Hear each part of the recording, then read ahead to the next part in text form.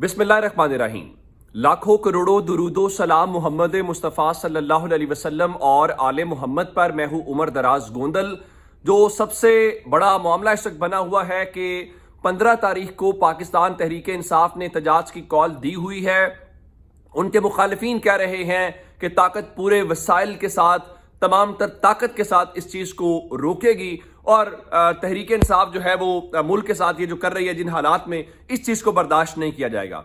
लेकिन तहरीक इंसाफ को शाबाश दें। रात को उनकी कमेटी का इजलास हुआ, सियासी कमेटी का इजलास है। उस सियासी कमेटी के इजलास के हवाले से जो खबर आई है, उनकी जो कोर कमेटी ने फैसला किया है, उन्होंने इस हवाले से कहा है कि अब भी मौका दिया है, अगर अब भी इस्लामाबाद वाले अकल इस्तेमाल न करें तो फिर उनके अकल के ऊपर सिर्फ और सिर्फ मातम ही किया जा सकता है। कैसे? उन्होंने कहा है कि 15 अक्टूबर को एहतजाज मुलतवी किया जा सकता है। वो एहतजाज मुलतवी कैसे किया जा सकता है? उनका जी हम अब भी एक ही मुतालिबा है, वन लाइनर मुतालिबा ये है कि एहतजाज मुलतवी करने का जो फैसला है वो इमरान खान से मुलाकात के ऊपर डिपेंड करता है। हमारी 14 अक्टूबर तक, यानी कल के दिन तक अगर इमरान खान से मुलाकात करवा दी जाए तो हम इस एहतजाज को मुलतवी कर देंगे। लेकिन अगर ये मुलाकात न कराई गई तो 15 अक्टूबर को भरपूर एहतजाज किया जाएगा। यानी पाकिस्तान तहरीक इंसाफ परसों वाले एहतजाज के ऊपर उसी तरह से डिटरमिन्ड है। लेकिन अब तहरीक इंसाफ के अंदर से भी कुछ खबरें हैं। एक तो अली अमीन गंडापुर ने कल इमरान खान की सेहत के हवाले से जब उनके मुतालिक मुख्तलिफ खबरें आईं तो उन्होंने एक बयान जारी किया और कहा जी इमरान खान की सेहत के ऊपर या उनकी ज़िंदगी के हवाले से कोई कंप्रोमाइज़ नहीं किया जा सकता। अब ये जो कल तहरीक इंसाफ के अंदर से भी इख्तलाफी आवाज़ें हैं, और इख्तलाफी आवाज़ें क्या हैं? इत्तलात ये हैं कि जो पार्टी के चेयरमैन बैरिस्टर गौहर हैं वो अली मोहम्मद खान और अली अमीन गंडापुर जो हैं वो इस एहतजाज को फौरी तौर पर मुलतवी करने के हामी हैं। यानी शायद वो इस चीज की तरफ भी ना जाए इमरान खान से मुलाकात कराई जाती कि नहीं कराई जाती। नंबर 2 हामिद खान हैं, उमर अयूब हैं और असद कैसर हैं। वो ये भी नहीं कह रहे कि मुलतवी कर दें, लेकिन वो खुलकर इस एहतजाज की हिमायत भी नहीं कर रहे कि क्या एहतजाज होना चाहिए, नहीं होना चाहिए, करना चाहिए या नहीं करना चाहिए। अब इस हवाले से जो बैरिस्टर गौहर हैं वो कह रहे हैं जी एससीओ इजलास के मौके के ऊपर डी चौक के ऊपर जो एहतजाज है उसके मुखालिफ हैं, और सियासी कमेटी के बाज़ अरकान इसी सोच या इसी चीज़ के हामी हैं कि बिल्कुल ठीक है, इस चीज़ को मुलतवी कर दिया जाना चाहिए। लेकिन अब सवाल यह है कि आप ये मुलतवी तो कर लेंगे और मुलतवी करवा भी लेंगे, लेकिन क्या उससे इमरान खान के बारे से आप कुछ रिलीफ ले पाएंगे? असल बात यह है, क्योंकि इत्तलात ये हैं कि जो लोग हामी हैं उनमें कौन कौन से लोग हैं। उसमें मुराद सईद हामी हैं, उसमें हम्माद अजहर हामी हैं, उसमें खालिद खुर्शीद हामी हैं, उसमें शहबाज गिल हैं, जुल्फी बुखारी हैं, कासिम सूरी हैं, सलमान अकरम राजा हैं। ये कह रहे हैं कि एहतजाज करें। अली अमीन गंडापुर, बैरिस्टर गौहर, ये लोग जो हैं अली मोहम्मद खान, ये इस चीज़ के हामी नहीं हैं।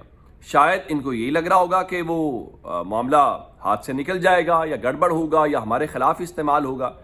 तो ये वो वजूहात इस वक्त हमारे सामने आई हैं। नंबर 1। नंबर 2 मामला है काजी फायज ईसा साहब के हवाले से। देखिए, मैंने आपको रात ये बताया था कि काजी साहब ने हद पार कर दी है। हद ये पार की है कि अब जो आईनी तरामीम है, आबिद जुबैरी साहब की जो दरखास्त है उसको आपने 17 तारीख समाअत के लिए मुकर्रर किया, खुद बेंच में बैठ गए, साथ हम ख्याल नईम अख्तर अफगान साहब को बैठा लिया और शायद बिलाल साहब का वोट फिर ज़्यादा मैटर नहीं करेगा। तो अब ये मैंने आपको पहले भी कहा था कि इससे बड़ा मफादात का टकराव नहीं हो सकता कि जब काजी साहब के ऊपर सवालात है जिसका आपको फायदा होना है, जिसके आप बेनिफिशरी होंगे, तो आप अगर वही चीज करें तो कोई आपकी बात को मानेगा नहीं। अब जो नजम सेठी ने इंकशाफ किया है, मेरा ख्याल है काजी साहब को इसका जवाब देना चाहिए। आप जवाब नहीं देंगे तो जो शुकूक व शुबहात है वो मजीद तकवीत पकड़ेंगे। नजम सेठी ने बताया है कि पेशावर हाई कोर्ट में 15 अक्टूबर को केस लगा हुआ था और वहां पे उन्होंने अटॉर्नी जनरल को बुलाया था और लार्जर बेंच बनाने की बात की थी कि ठीक है, हम आईनी तरमीम वाले मामले के ऊपर देख लेते हैं या even practice and procedure act के ऊपर भी देख लेते हैं। तो इस हवाले से नजम सेठी कह रहे हैं कि काजी साहब को जगाया गया कि इसे रोकें, اور ڈر کیا تھا کہ کہیں پشاور ہائی کورٹ کوئی اسٹے آرڈر نہ دے دے، اور اگر پشاور ہائی کورٹ نے اسٹے آرڈر دے دیا تو پھر کیا ہوگا۔ اچھا، تو اب اس حوالے سے انہوں نے یہ کیس فوری طور پہ سماعت کے لیے مقرر کیا، اپنی عدالت میں لگایا۔ اب اس کی اسٹریٹجی کیا ہے؟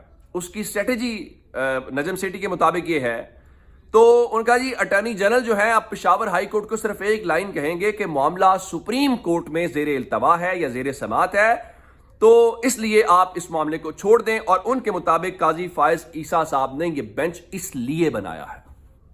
اب آپ دیں جواب۔ آپ کہتے ہیں کہ آپ آئین کا بھاشن دیتے ہیں پوری قوم کو، اور آپ کہتے ہیں کہ 20 لاکھ آپ نے قوم کا بچایا۔ آپ خدا کے واسطے 20 لاکھ کیا 20 کروڑ لیں، حضور گھر جائیں۔ آپ اس ملک میں انصاف کا قتل کر رہے ہیں، آپ اس ملک کے نظام کی بگاڑ کی آخری حد تک جا رہے ہیں، صرف اس لیے کہ آپ کو ایکسٹینشن مل جائے۔ ایکسٹینشن سے مراد یہ ہے کہ آپ وہاں چلے جائیں آئینی عدالت میں، اس لیے کہ آپ چیف الیکشن کمشنر اور سارے ایک نظام کی گارنٹی ہیں۔ یہ کب تک آپ لوگ کریں گے؟ ایک بڑا ویلڈ سوال ہے۔ اب ترمیم والے معاملے کے اوپر میں نے آپ کو بتایا کہ مولانا صاحب کی جماعت نے جو رات تجاویز رکھی، میں نے آپ کے سامنے بڑی ڈیٹیل میں ڈسکس کر دی تھی، اور اس میں کامران مرتضیٰ صاحب یہی کہہ رہے تھے کہ اگر حکومت ہمارے بغیر ترمیم کرنا چاہتی ہے تو کر لے، اور کہا کم از کم ہم اس بدنامی کا جو تاج ہے وہ اپنے سر کے اوپر نہیں لینا چاہتے۔ اور ان کے مطابق مطلب اندازہ کریں کہ جے یو آئی بھی اس کو بدنامی کے طور پہ کنسیڈر کرتی ہے اس ترمیم کا ہونا، اور اگر وہ کہہ رہے ہیں کہ آپ کرنا چاہتے ہیں تو کر لیں، تو اس کا مستقبل کیا ہوگا آپ سب جانتے ہیں۔ اچھا، اب دو اور ڈیولپمنٹس ہیں جو آپ کے سامنے میں نے رکھنی ہیں۔ ایک، عمران خان کی صحت سے متعلق جو خبریں آ رہی تھیں اور کہا گیا کہ ان کو انفیکشن ہے، پھر ذرائع سے خبریں چلوائی گئیں۔ کل سال ظفر سے خبر لگوائی گئی تھی کہ سب چیزیں اوکے ہیں، اور ان کو اخبار بھی دیا جا رہا ہے، سب کچھ بھی ہے۔ اب ان کے غیر سرکاری ترجمان ہیں حسن ایوب، وہ یہ دعویٰ کرتے ہیں عمران خان سے جو مشقتی ہے وہ لے لیے گئے ہیں، اور اب عمران خان کو کپڑے بھی خود دھونے پڑ رہے ہیں۔ وہ ملک کا سابق وزیر اعظم ہے جس کو کروڑوں لوگوں نے پاکستان کے اندر ووٹ کیا ہے۔